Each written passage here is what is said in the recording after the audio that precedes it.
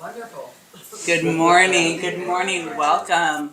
Happy Sunday and welcome to our friends online. We're glad that you're joining us. We're coming to you from a new angle. It says, as Jerry mentioned, our technology has gotten an upgrade. So again, as Reverend Jerry mentioned, we're grateful to the board, to Madge, to Sue, all of the planning, and to the technicians and Jerry, and the continued support of our amazing tech team, Tony and Allison. So thank you, thank you. If you want. Oh, thank you. Thank you. All right. So the best ways to start our mornings are in gratitude and prayers and blessings. And so let's just take a moment together, just a really gentle moment. Breathing and arriving in this moment, arriving in our bodies, arriving in our hearts. And as we gather here, may we gently set aside the noise of the world and come home to that quiet wisdom within us, the place where truth is felt and the place where love is known. As we listen to Reverend Jerry's message this morning, may we listen not only with our minds, but with open hearts, allowing something deeper to stir and to awaken.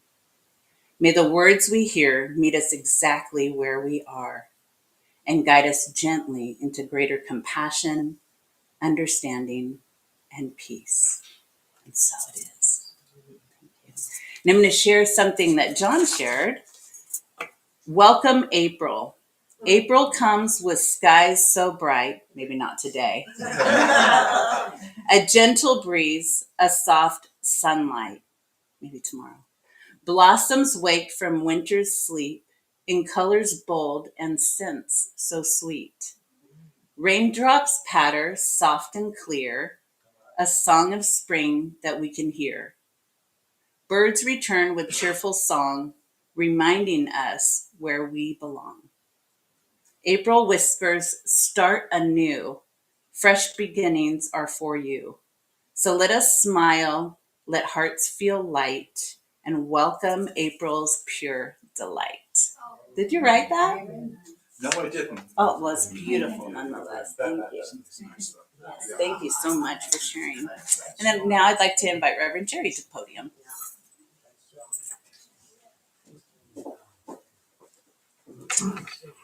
Thank you, Reverend Jen, for a beautiful opening. And thank you, John, for a beautiful spring invitation.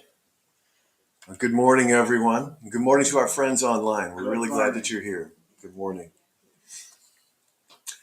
I'd like to begin this morning by just taking a moment to recognize that there's many, many people in our world today who are suffering displacement, grief, and uncertainty. Each passing day today lately seems to carry a weight with intense and often violent news and dramatic turns of events in the Middle East and abroad. Millions of people are displaced in this conflict, and millions more are carrying wounds that we'll never see. And they're very real for them. So let's just take a quick moment in reverence, in silence, to hold all the people of the world, including our own nation, not in fear, but in compassionate prayer, in the highest vision of healing, restoration, and the most benevolent outcome for all. Let's do that for a moment here together.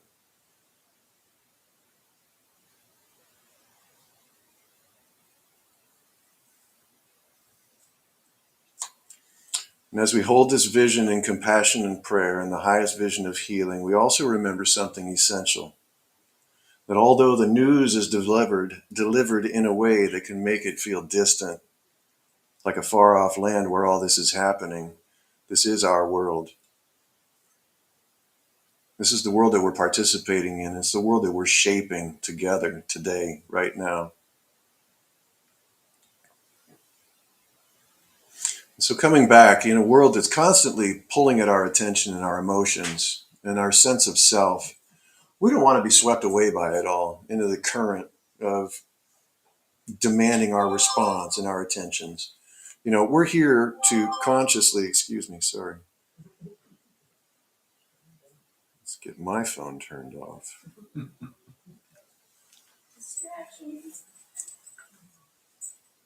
We're here to consciously choose our directions, aren't we? We're here to be in co-creation. We're here to drive that.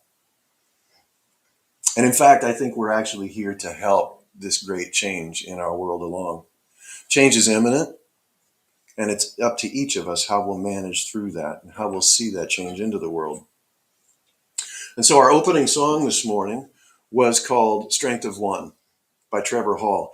And it reminds us to keep up our warrior spirit. And it reminds us that if we're going to survive these times, we've got to find a better way, a way in the strength of one. And I believe that that oneness that Trevor Hall sings of is not just the obvious. It's not just the one creator, God, but it's the unity. It's the unity that we share as human beings. And together, we're all expressions of something great, something divine, and we carry that divine spark and a creative force of life within each and every one of us. And somewhere along the way, many of us would also agree that before we came here, we knew what we were getting into. That's kind of nuts, right? and we knew that we were coming into this time and this place and these circumstances. And I like to think that those of us who are here today are the elite. We're the spiritual special forces, man, right? Right? We're the spirits with the courage and the talent to enter a world in need of healing, in need of repair and support, as much as this one. And apparently we also agreed to forget everything we knew about how it all works, right? The laws of creation, right? All the how-tos, the cheat sheets. We'll just take a shot at this in this meat bag that we decided to pick up along the way and see how it goes, right? And so together we said, let me try this as a human. Let's do it with a sensitive nervous system too. And all the chemistry that connects to our emotions, right? And so here we are. And as humans, we feel. And right now, we're feeling a lot. And we're living in a time of rapid transformation. Our world is changing before our eyes and right under our feet. Technology is accelerating. AI is reshaping reality. I don't even know whether what I'm looking at online is real or not anymore. Global tensions are higher than they've ever been before. That's a true statement.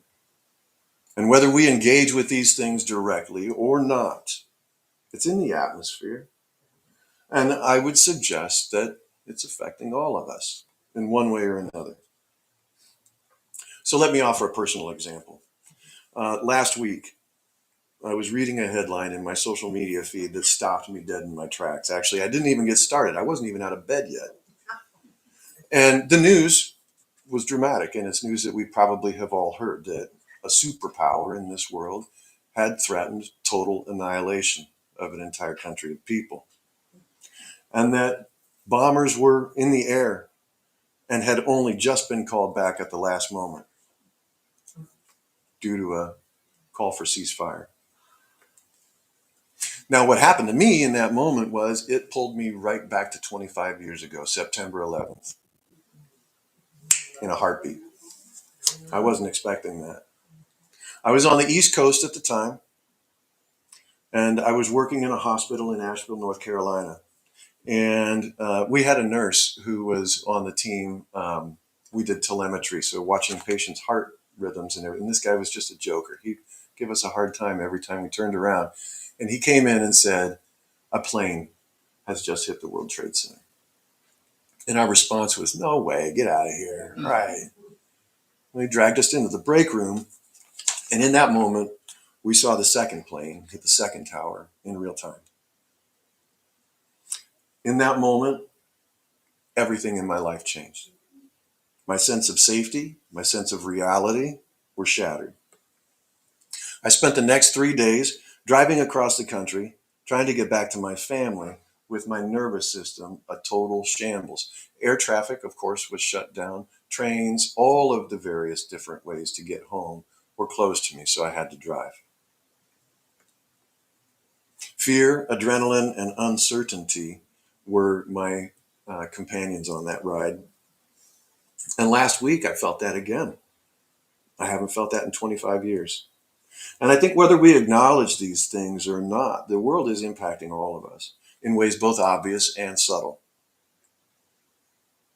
So today I want to name a few of the patterns that show up for us in times like this, and then offer a few things that we can do to meet them differently. And I also want to recognize for all of us that it's normal to feel these feelings.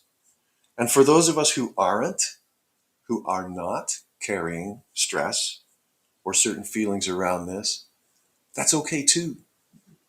We all have our own responses, and we shouldn't allow what we think others think our responses should be to determine what they are. So Reverend Madge, Reverend Jen, Reverend Connie, Reverend Lind, and myself are all here to support this community in every way that we can. Now, we're not trained counselors, of course, so we can't offer mental health support, but we are here to support you spiritually, and we can listen with you and be curious about what's happening in the world together if you need our support. Now, as a reminder, the world is not just something that we look at either. It's something that we're in relationship with. And the way that we meet it shapes what it becomes for us and what it becomes for others. So let's look at some of these forces that pull us around, not just events really, but more so patterned consciousness. And some of these things have come up through research. These are kind of the top 5 effects that are hitting people in today's environment. And so I'll start with what I call what I think of as the mental IV, right? It's this steady drip of headlines and of opinions and of reactions that come to us, telling us what to do, telling us how to think or how we should interact with the world.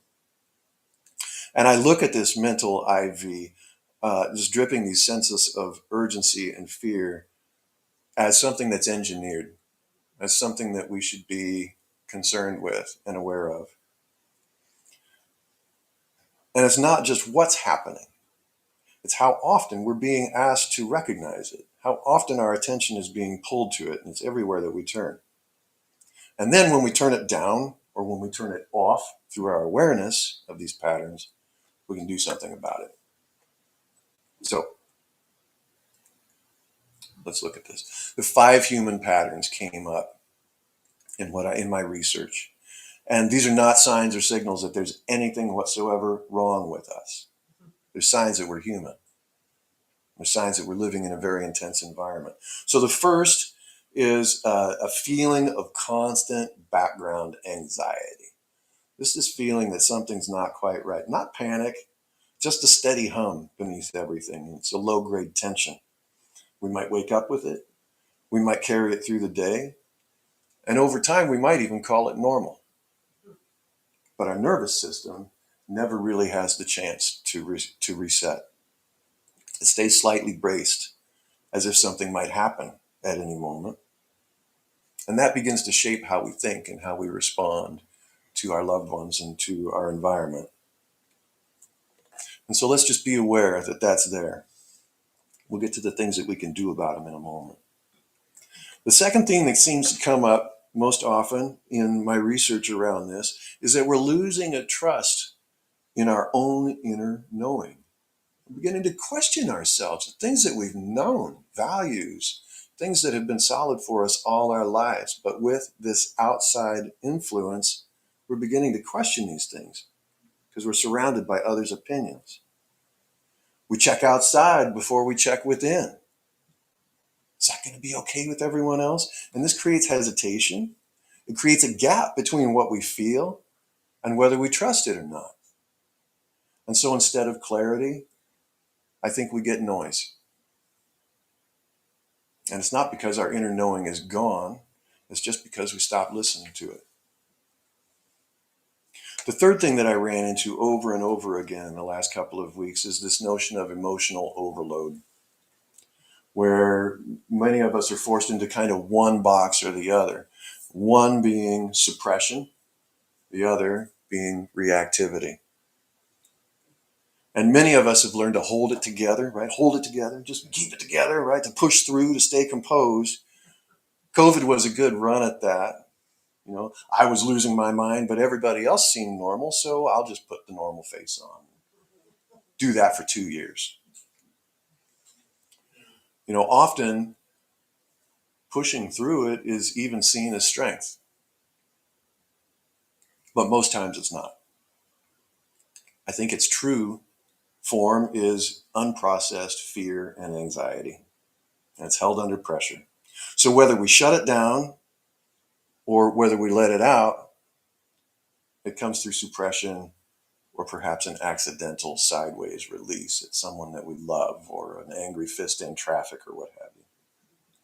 And the real strength here then is the ability to be present with what we feel, not to be ruled by it. And there's ways to do this too. The fourth thing that I ran into over and over again is an identity confusion. Who am I in all of this? And as we go back and we look at, checking with our emotional overload and looking into losing trust in our own inner knowing, it's no surprise then, I think, that our identity kind of can be confused in a way as well. The world is shifting. We're told who to be and we're told how to think, how to show up. And sometimes those things are in completely different directions. And so we ask, am I this or am I that? Where do I stand? Do I stand in a popular frame or not?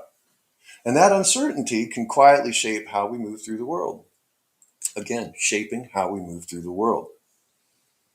And finally, I think we all have experienced an addiction to stimulation in one form or another. Silence can feel uncomfortable. And so we reach for something. We reach for our phone. We reach for our tablet. We jump on the computer. More input, more scrolling, more noise. Not because we need it, but because we're used to that feeling. It fills the gaps. And in all that stimulation, we lose our own space. It's elbow space, That's the space where we can think freely. That's the space where we feel our feels. That's the space where we hear ourselves. And so when silence shows up, often we fill it, not realizing that that avoidance of the silence is actually the place where the growth is waiting for us.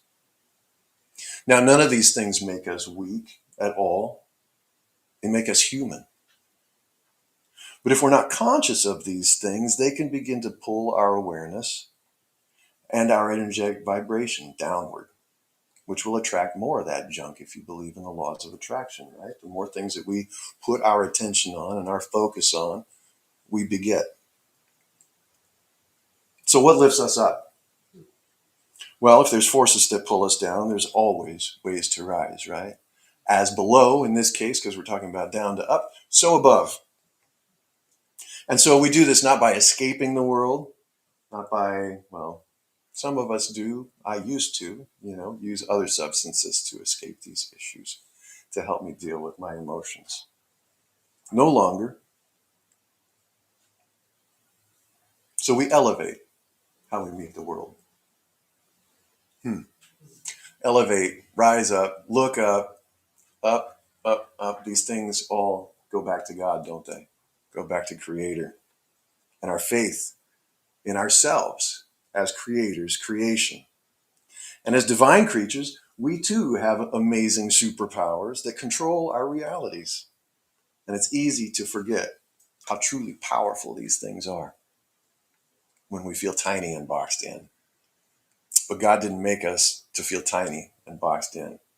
God made us for expansion. So what kinds of things lift us up? What can we look to in times like this? I've had the pleasure in preparing for this talk to interview a few people. Some of them I've quoted, others I haven't. One is my brother Ali. who's a combat veteran, and he's also a teacher of global economics. One was a pharmacist named Steve. And the third was my new friend Inga, who I met just yesterday. Thank you for brightening my day. And so the first step to clearing this haze that all three of these people agree on is discernment and conscious uptake of information. And that means determining what kind of things we're going to be available to, right? Setting our own personal boundaries. Not everything that reaches you deserves your attention. Bother with what you can control and let the rest of that go. That quote's from my brother, Ali. He always gives me a straight shot. Not everything deserves your attention, Jerry. It landed on your desk. Doesn't mean you need to do anything with it.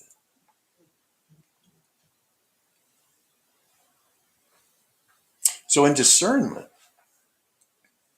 following up on that statement, the next time we hit something disturbing, we should ask, is it true? Is it useful? Is it mine to carry? Those are discerning questions. And if the answer is no, let it be. Set it down. Do not give it another moment. Another way that we can deal with things is by returning to center. I spent a long talk on returning to center and staying at your center if possible. And before we respond to the outside world, let's return to center, especially if we're feeling off balance. And that can be really, really simple. A breath, a hand on your heart, a solid proclamation. I return to center. And from here, I'm the master of my experience. I'm the master of my experience, not what's outside. It works. We bring ourselves back in line this way. Emotional alchemy is next on my list of things that we can bring into the bag, because emotion itself is not the problem. We're supposed to feel the feels. It's okay to be frightened. It's okay to be concerned. It's okay to look with long vision and recognize the beauty of God's hand at work in all of this, if that's where you're at. So we feel it, we name it, we allow those emotions and that energy to move, and that creates the space to breathe and to let it go. Fourth, addresses one of the issues earlier, and I'm calling this one identity anchoring. And we live in a world really that's trying to define us. This world wants us to be exactly what it wants us to be. And we've got to be the ones to define ourselves. We determine that. Some of the most powerful statements that we can make in our lives are the I am statements, are they not? So I am steady. I am present. I choose how to meet this moment. And also important, something that my brother brought forward again, is to focus on the people, the things, and the relationships that support our values. Not our things, our wants, not the things that are convenient for us, that support our values. And then making silence our friend, because silence is not empty. Silence is where our signal becomes clear again. And this is where we can return to our own inner truth. So I do encourage each and every one of us to sit in silence and to welcome it if we can, even if it's just for a couple of minutes. Just listen to your breath, nothing more. No input, just presence. And above all, of course, overarching all of these suggestions, I personally believe that holding our faith is the most important thing that we can do to move through times like these. It's easy to say, oh, God has a plan when the car broke down and I didn't quite make it to the interview, or I was a couple of minutes late and oh, there was that big traffic accident that I barely missed. I think it's a lot harder to look at the world in a state that it is today and recognize that God has a plan. But it's there. And it's there in ways that we will not fully understand. And that means that this greater purpose at work here, one that's beyond our immediate understanding, is still birthing something deeper, something rooted in love. It's just the long game that we can't understand yet. And what we're witnessing today, it can feel like a wildfire in the mountains, a powerful destructive force, burning away at what we once thought of as stable or beauty. And from our perspective, we think of that as loss. We call it disruption. Might even call it wrong. But nature and Creator knows something more than we do. Through these processes, renewal opens up, resilience, rebuilding, and new life. And I hold faith that while I don't understand what's happening in this world, that God's plan supports those things. So, what actions do we take through this? At some point, this becomes about how we feel. This becomes less about how we feel and more about who we are in the world. Each of us contributes to the atmosphere around us, to the energy around us. And the question isn't whether we affect the field. The question is, what are we bringing? We can be steadiness in uncertainty. We can be clarity in confusion.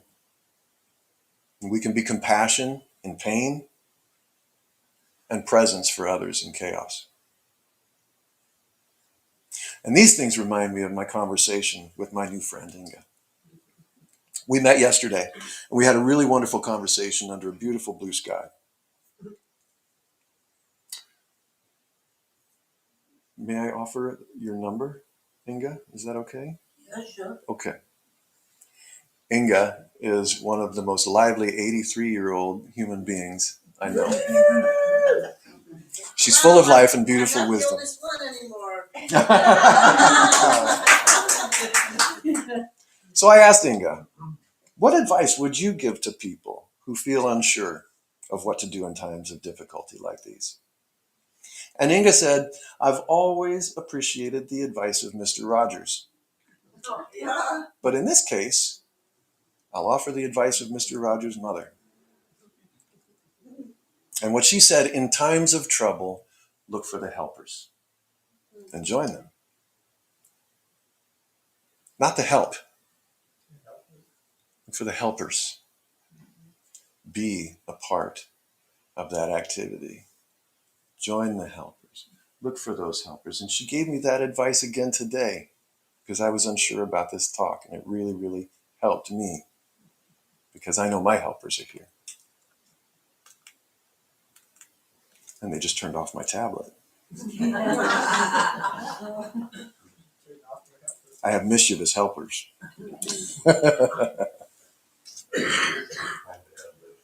And so her notion of finding the helpers brought me back again to 9/11, but in the best of ways. In the midst of all that fear, and in that trip, 3 days is a lot of driving from the East Coast to the West. There was a lot of fear, but there was also a lot of connection. There was a lot of kindness. There was a lot of support all the way home. Because all the commercial air traffic was shut down, trains, buses, everything were closed. I had to drive. And of course, driving that far means lots of rest stops. And nearly every stop that I made, I ran into helpful, faithful people who were coming together in the name of something greater, looking past all of our differences. There was no colors of skin. It didn't matter what kind of car was parked in the rest stop or what car you got out of. There was a community of people. There was a strength of one that I got to experience firsthand. And while the whole nation felt threatened, we all mustered our faith and we all set aside our differences. And for a little while, we were in that groove of unity and truth. So let's remember that groove of unity and truth again. And this time, let's hold on to it a little longer. And so I want to offer an acknowledgement to Spirit, less so than a prayer. or a statement. And Spirit, today we rise above in absolute knowing. We rise above the noise, so far above that there's only stillness. We rise above fear into faith. We rise above the pull to react and the stories that shrink us. And we rise above the belief that we're powerless. Today we rise into clarity and presence. We rise into the truth of who we are, and we rise into the strength of Spirit within us. And so it is. And with that, we'll move into the offerings portion of the service. And I'll turn the podium over to Reverend Jen.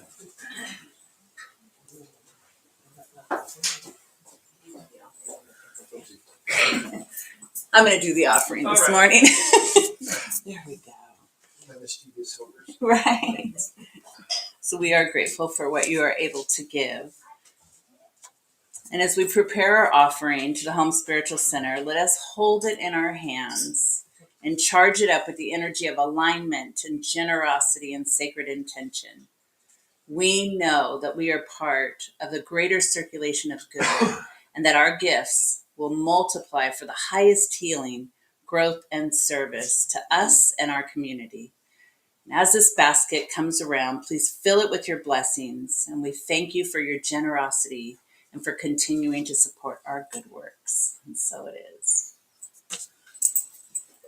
So it is. Thank you. And as the basket goes around, I wanted to share, it's from the book, I Am a Miracle.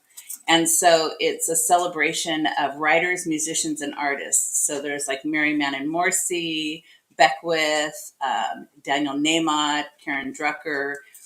It's beautiful. And I opened it up this morning, and this is what the page turned to. And this is by Terry Wallace. It's called Life Choices.